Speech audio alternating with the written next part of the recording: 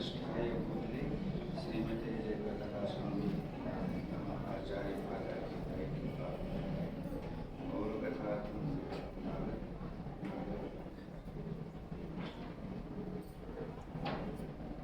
परसों एकादशी था, जिस दिन परम पूज्य जयप्रकाश स्वामी महाराज का आविर्भाव दिवस है। बहुत ही एक शुभ और ऑस्पिशियस डे था। जयप्रकाश स्वामी महाराज के प्रभुपाद जी के सोल्जर्स में, जो अग्रणी सोल्जर्स में, सिपाहियों में जयप्रकाश स्वामी महाराज का नाम बहुत ही भक्ति भाव से, बहुत ही आदरपूर्वक पूरे संसार में लिया जाता है, क्योंकि उनकी कृति ऐसी है कि वो अद्वितीय है। मतलब कोई दूसरा कैसे कर सकता है, ये सोचने वाली बात भी नहीं है। जयप्रकाश स्वामी महाराज का जन्म अमेरिका में हुआ। वो बहुत ही उस समय में उनके परिवार में पेंट का बिजनेस होता था, जो उस समय में $multi-billion का उनकी कंपनी थी। उस परिवार में जन्मे। उनका बचपन का नाम था जॉन गॉर्डन इडमन, इस तरह का नाम था। तो प्रभुपाद जी और बचपन से ही उनकी रुचि जो थी वो अध्यात्म के तरफ बहुत ज़्यादा थी। अध्यात्म के तरफ उनकी रुचि बचपन से ही थी। पहले क्रिश्चियनिटी में थे, फिर वो बुद्ध फिलॉसफी में गए, बाद में भक्ति में आए। लेकिन शुरू के समय में भी जब उनमें क्रिश्चियनिटी में भी थे, तो एक बार की बात है कि जब वो 7 साल के आयु के थे तो वो किसी रोग से ग्रसित थे। तो उनके घर वाले ने बोला कि तुम्हारा इस तरह से इलाज करना चाहिए, इस तरह से इलाज करना चाहिए, दवाई लेनी चाहिए। लेकिन उस समय भी उन्होंने बोला कि मैं दवाई नहीं लूँगा, मैं I will pray God and I will get it right. और भगवान से, गॉड मतलब क्रिश्चियनिटी है तो लेट्स से गॉड, वो गॉड को प्रे किया और उनका जो डिजीज था, जो बीमारी था, वो दूर हुआ। इसके बाद उनकी इस रिलीजियस, सो कॉल्ड रिलीजियस जो भी था, उसमें बहुत बड़ी आस्था बढ़ते गई। फिर बाद में बुद्ध में आए। फिर उन्होंने अमेरिका में किसी से back to Godhead magazine उनके हाथ में लगी। फिर कृष्ण का वो ढूंढने लगे किधर है। फिर सैन फ्रांसिस्को में जयानंद प्रभु से उनकी मुलाकात हुई, जिन्होंने उनको कृष्णा कॉन्शियस में लेके आए। फिर उसके बाद 2 महीने तक उनके अंदर में रहे। फिर जयानंद प्रभु ने उनका सर शेव करके प्रभुपाद जी से मिलाया। इस तरह से 1968 में उनकी दीक्षा हुई। 1970 में उन्हें संन्यास दीक्षा मिली कलकत्ता में।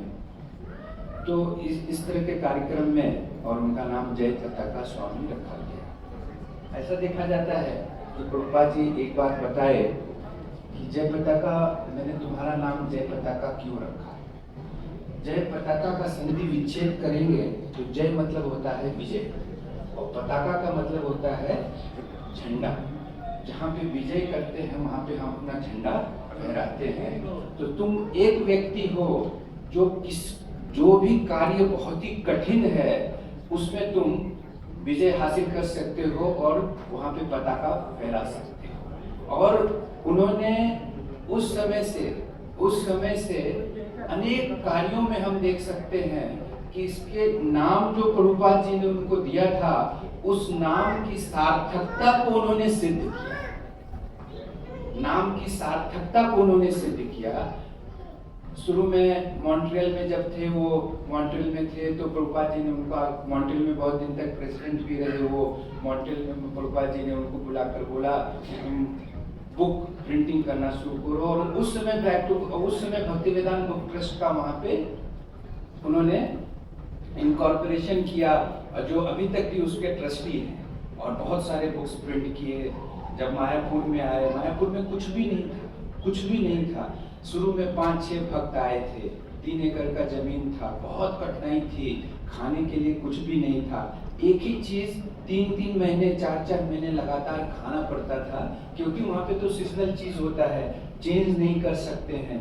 तो जयप्रकाश स्वामी महाराज उस समय में उन्होंने बंगाली सीखा। शुरू के आरंभिक समय में उन्होंने वहां पे बंगाली सीखा और बंगाली सीख के उन्होंने किसानों से एक एग्रीमेंट किया कि मैं तुमको न्यू टेक्नोलॉजी ऑफ एग्रीकल्चर सिखाता हूं और तुम उन्हें बंगाली सिखाओ। और इस तरह से आपस में वो उनको नए नए खेती करने की नई नई विधि सिखाते थे जिससे और उपज हो सके और उनसे वो बंगाली सीखते थे। देखिए कितना बड़ा जिज्ञासा रहता है। हम लोग इतने बड़े के आयु में भी हैं, कोई दूसरा लैंग्वेज सीखने के लिए हमें कोई बोले तो बहुत बड़ा भारीपन लगता है कि हम कैसे सीख सकते हैं। लेकिन उस समय में प्रभुपाद जी महाराज किस तरह से बंगाली सीखे और उस समय प्रभुपाद जी ने उनको एक आदेश दिया कि तुम प्रत्येक महीना भगवत गीता 10,000 भगवत गीता बांटोगे और जो स्मॉल बुक्स है प्रभुपाद जी का वो 1,00,000 प्रभुपाद के बुक्स तुम बांटोगे। और महाराज उस समय से वो चलता रहा और आज भी इस तरह से जयप्रकाश स्वामी बुक डिस्ट्रीब्यूशन करते हैं जिसका कोई शब्दों में वर्णन नहीं है। प्रभुपाद जी ने एक बार ये भी कहा कि इनका नाम था जॉन गॉर्डन इटमन, ऐसा था। तो उनका होता है गौर जन धन। तो बोले कि ये सब ऐसे हैं हमारे कि जो प्रीवियस लाइफ में चैतन्य महाप्रभु के एसोसिएट रह चुके थे और इस लाइफ में इनको वेस्टर्न कंट्री में इसलिए जन्म दिया गया कि ये आपके प्रचार को वहां पे फैला सके। एक बार की बात है कि जैसा प्रभु जी बता रहे थे कि मायापुर के मंदिर में किसी डकैत ने, आतंकवादी सब जो भी रहते हैं उग्रवादी सब ने अटैक किया। छोटा मंदिर था, छोटा से में करते थे। दूसरे दिन ही जयप्रकाश स्वामी पूरे इलाके के करीब 25,000 लोगों को, गांववासियों को लेकर, जिसमें से 110 तो कीर्तन मंडली थी, वहां से लेके मंदिर से लेके चांदकाजी के उसके यहाँ गए और बहुत बड़ा प्रदर्शन किया कि पूरे गांव में मालूम पड़ गया कि आप उनको डरा नहीं सकते, हम लोग सब साथ में हैं। तो अभी भी जैसे कि और जिस तरह का चैतन्य महाप्रभु का जो मिशन था उसमें महाराज का जो योगदान है वो अवर्णनीय है, मतलब हम वर्णन नहीं कर सकते हैं। जैसे अभी भी हम मायापुर मंडल परिक्रमा, गौर मंडल परिक्रमा में गए हुए थे, महाराज का स्वास्थ्य ठीक नहीं था, उसके बावजूद भी महाराज रिकॉर्ड करके मैसेज भेजते थे। हर एक जहाँ पे क्या चैतन्य महाप्रभु का क्या पास टाइम हुआ है, उसका किस तरह से किया है, इतना डिवोटी से अटैच रहते हैं कि किसी डिवोटी को कोई भी कभी तकलीफ नहीं हो, क्योंकि ये बाहर से आया है और इसमें यहाँ पे तकलीफ नहीं होनी चाहिए। तो आज के दिन में भगवान से यही प्रार्थना करते हुए कि भगवान को बहुत लंबी आयु दे, स्वस्थ रखे और इस तरह से जिस तरह से भगवान महाराज मायापुर में इतना बड़ा सेवा और विश्व में, खाली मायापुर में नहीं, हर एक विश्व में जिस तरह से ट्रेवल करते हैं। अभी दिल्ली में थे, दिल्ली में फिर है, फिर कहीं जाएंगे, इतना ट्रेवल करते इतना। और बीमारी के बाद में एक स्टैटिस्टिक्स बता रहे थे कि महाराज पहले बीमारी 2008 के पहले जब बीमार नहीं थे, उसके पहले जितना ट्रेवल नहीं किया, उसके बाद 2008 से लेके अभी तक में उससे ज्यादा ट्रेवल किया।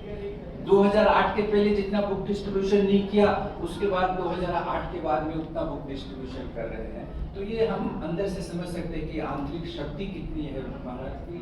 और तो हरे कृष्णा, इसी शब्दों के साथ कि महाराज को बहुत जल्दी बहुत लंबी आयु मिले और भगवान इनको स्वस्थ रखे। हरे कृष्ण। हरे कृष्णा कृष्णा कृष्णा हरे हरे, हरे राम राम राम। तो बहुत बहुत धन्यवाद इस ग्रेस ब्रजेंद्र नंदन प्रभु जी को। तो प्रभु जी की एक विचार मुझे बहुत अच्छा लगा, मैं आप सभी के साथ शेयर करना चाहता हूँ। जब ये प्रोग्राम की डिसाइड हुआ, अभी इसी प्रकार से होगा, इसी दिन होगा, मैं प्रसादम के बारे में प्रभु जी के साथ मिलने के लिए गया था। तो मैं जाके प्रभु जी के साथ बोला, प्रभु जी सबसे कम से कम बजट में कैसा होता है आप बताइए। तो प्रभु जी बजट मेरे को बहुत कम तरीके से उनका जो चाहिए उसी प्रकार से दिया। तो मैंने पनीर के बारे में बोल रहा था। तो मैं बोला था प्रभु जी पनीर जो है ऐसे जो नॉर्मल पनीर जो मिलता है वो पनीर में करेंगे। प्रभु जी बोले नहीं, सभी ब्रह्मचारी एटू मिल्क की पनीर खाते हैं, तो गुरु महाराज का व्यास पूजा में क्यों एटू मिल्क नहीं आएगा, तो एटू मिल्क की पनीर बनेगा, उस पनीर से गुरु महाराज का जो व्यास पूजा की जो सेवा होगा। तो मैं बोला प्रभु जी उसमें मेरा बजट बढ़ेगा, बोले उसके ऊपर का जो बजट है मैं दूंगा, लेकिन आपको करना है। तो मैं बहुत बहुत आभारी हूँ। मुझे सचमुच मेरे हृदय में बहुत हृदय में जब स्पर्श हुआ जो प्रभु जी के जो विचार कैसे चिंतन है महाराज जी की सेवा और भक्तों की सेवा। और एक बात है, हम लोग जो दिल खुश, हमारे मीरा रोड की फेमस दिल खुश पापड़, तो सांभर के साथ हम लोग तो बहुत खाते हैं, बहुत अच्छा लगता है। तो मैंने बोला था प्रभु जी दिल खुश पापड़ भी होना चाहिए, तो प्रभु जी बोला नहीं, ये नहीं होना चाहिए। क्यों? बोल रहे ये कितना बहुत ये है, वो अच्छे से बनाता नहीं है, ये नहीं है, मुझे भी पसंद नहीं है, ये किसी को होना नहीं चाहिए। तो फिर मैं प्रभु जी को बोला नहीं प्रभु जी रिक्वेस्ट कर रहा हूँ, मैं आपको इस टाइम में दे दिया, नेक्स्ट टाइम नहीं करना है। लेकिन आज ही लास्ट प्रभु जी बोला मैं दिल खुश दे रहा हूँ, दोबारा नहीं देंगे, तो आप लोग को दोबारा दिल खुश नहीं मिलेगा। तो बहुत बहुत धन्यवाद प्रभु जी को। प्रभु जी के जो विचार है बहुत अच्छा है, बहुत सुंदर है, भक्तों की हेल्प के लिए प्रभु जी बहुत ही चिंतन रखते हैं। तो मैं अभी निवेदन करेंगे इस ग्रेस हरिदास प्रभु जी हमारे बीच में उपस्थित है। तो मैं बहुत टाइम से प्रभु जी के लिए राह देख रहा था, तो प्रभु जी उपस्थित है। प्रभु जी को एक बार धन्यवाद प्रदान करेंगे हरे कृष्ण महामंत्र बोल के। हरे कृष्णा कृष्णा कृष्णा हरे हरे, हरे राम राम राम हरे कृष्णा। वाञ्छाकल्पतरुभ्यश्च कृपा सिन्धुभ्येव च पतितानां पावनेभ्यो वैष्णवेभ्यो नमो नमः। तो जिसके पास हाथ है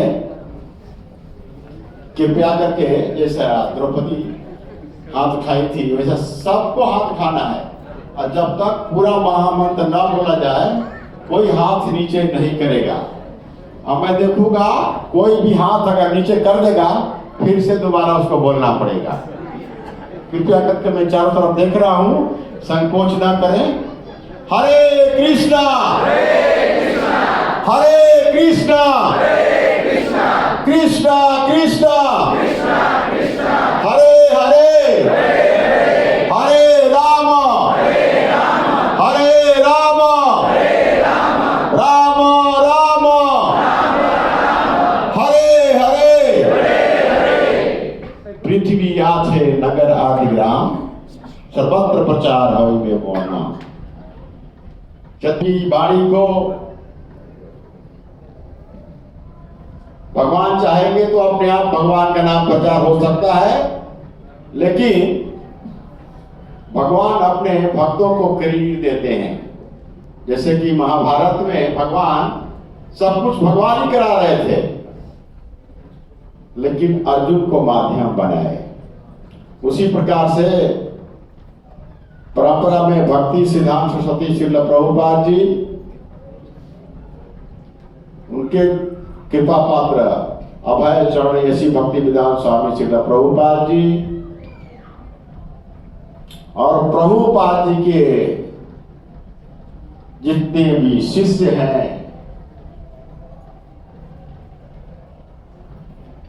वो अपने गुरु महाराज की आज्ञा का पालन करने के लिए प्रभुपाद जी के कार्यकलाप में संलग्न है। उनमें से गोपाल कृष्ण महाराज जी हैं, जय पताका महाराज जी हैं, ऐसे अनेक आचार्य हैं, अपने अपने क्षेत्र में अपने अपने जगह पे प्रचार कर रहे हैं। तो आप लोगों को जान की बहुत खुशी होगी कि ये दो जो पिलर हैं, एक गोपाल कृष्ण महाराज जी, एक जय पताका महाराज जी, अभी पूरे इस्कॉन प्रचार तो सब कर रहे हैं, लेकिन अभी दो पिलर पे इस्कॉन फुल चल रहा है। और शरीर से आप लोगों को दिखाई पड़ता है कि बहुत कष्ट है, लेकिन वो लोग शारीरिक अवस्था के ऊपर नहीं है, उनके ऊपर है। आप लोग महसूस कर सकते हैं, देख सकते हैं, हम लोग को सर्दी होता है, बुखार हो जाता है, तो हम लोग किधर आने जाने में आसक्ति हो जाता है, जा नहीं पा सकते हैं। लेकिन वे लोग आपके सामने हम सबकी भलाई के लिए जा रे देखा तारे कहा कृष्ण उपदेश, अमार आज्ञा तारे यही देश। चैतन्य महाप्रभु की वाणी को, प्रभुपाद जी के वाणी को साक्षात्कार करने के लिए जितने भी इस्कॉन के वर्तमान आचार्य हैं, उनमें से जय पताका महाराज हैं। आज उनका जन्म दिवस मना रहे हैं। तो संसार में व्यक्ति आता है और जाता है, अपीयरेंस के डिफरेंस में कुछ मतलब नहीं होता है। मतलब होता है कि हम कितना अपने गुरु की आश्रय में हैं, कितना गुरु को हम प्यार कर रहे हैं। गुरु को प्यार करने का अर्थ क्या होता है? गुरु मुख पद्मा वाक्य चीते दे करिया एक आर ना करिया मने आशा। हम डिसाइपल लोग बार बार देखते हैं कि गुरु के पास जाते हैं, गुरु महाराज मेरे को ऐसा हुआ, गुरु महाराज को ऐसा हुआ, मेरे को डिवोटी ऐसा करता है। कृपया करके जितने भी डिसाइपल सुन रहे हैं, गुरु के पास अपनी पर्सनल प्रॉब्लम लेकर के न जाएं। पर्सनल प्रॉब्लम के लिए मैनेजमेंट है, मैनेजमेंट के पास जाएं, वो बराबर आप लोगों को करेंगे जो भी करना है। लेकिन गुरु के पास जाकर के अपनी पर्सनल प्रॉब्लम नहीं बता। आध्यात्मिक लाइफ के लिए जाइए। अब आध्यात्मिक लाइफ कैसा ऊंचा हो, उसके शायद मैं किसी भी गुरु के पास बचपन से 12 साल की अवस्था में इस्कॉन में हूं, लेकिन अपनी पर्सनल समस्या लेकर के गुरु के पास नहीं गया हूं। तो जो गए होंगे अब न जाएं, क्योंकि एक बाप समझता है कि बच्चों को क्या चाहिए। तो बच्चों को कुछ प्रॉब्लम होता है तो गुरु महाराज मैनेजमेंट बनाए हैं, कुछ मैनेजमेंट के अनुसार चलना चाहिए। एक बार की बात है, मैं एयरपोर्ट पे था, करीबन 1981। महाराज बहरीन से बॉम्बे आए। उस समय इस्कॉन में सबसे पहला अंडर एज ड्राइविंग लाइसेंस मैं लिया था, महाराज जी की आज्ञा से। तो देखिए महाराज कैसे कैसे प्रचार करते हैं। सेम गोपाल कृष्ण महाराज जी उस समय कभी कभी देखते हैं कि दोनों एयरपोर्ट पे हैं, एक ही समय उतरे हैं, इन दोनों का तरीका जाने का अलग हो जाता है। बॉम्बे से दिल्ली महाराज चले गए और बॉम्बे से महाराज कलकत्ता चले गए। हम लोग सोच रहे हैं कि क्या हो रहा है, महाराज बम्बई क्यों नहीं आ रहे हैं। एक बार मैं प्रश्न किया महाराज से, महाराज बोले हरिदास प्रचार बहुत करना है, समय कम है, समय का हम सदुपयोग करें।